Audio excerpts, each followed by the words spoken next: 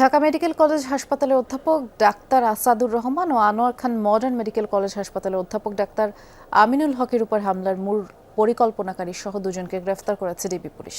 DB প্রধান জানান, চক্রটি সমাজে প্রতিষ্ঠিত পেশাজীবীদের টার্গেট করে তাদের কাছ থেকে চাঁদা দাবি করে।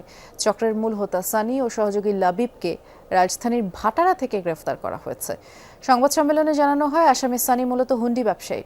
সিঙ্গাপুরে থাকাকালীন প্রায় ৫ কোটি টাকা প্রতারিত হয়। ক্ষতি পুষিয়ে নিতে সানি ৭ জনের একটা গ্রুপ তৈরি করে। এই গ্রুপে সমাজের পেশাজীবী উচ্চবিত্তদের তালিকা করে। সংঘবদ্ধ চক্রটি ঢাকা মেডিকেল ও আনোয়ার খান মেডিকেল কলেজের দুজন অধ্যাপকের কাছে $১৫,০০০ চাঁদা দাবি করে। ব্রিফিংয়ে আরও জানানো হয়, চিকিৎসক দুজনের উপর হামলার ঘটনায় ইভান ও জীবন নামের দুই যুবক আগে থেকেই কারাগারে আছেন। ইভানকে ব্যাপক জিজ্ঞাসাবাদে ইভান স্বীকার করে যে তারা একটি গ্রুপ আছে, যে গ্রুপ দেশের বিভিন্ন ধনাঢ্য ব্যক্তি এবং পেশাগত যে সমস্ত বড় বড় ব্যক্তি আছে তাদেরকে টার্গেট করে তাদের ঠিকানা জোগাড় করে, তাদের পেশাগত তথ্য সংগ্রহ করে এবং তাদের নিকট থেকে মোটা অঙ্কের টাকা দাবি করে।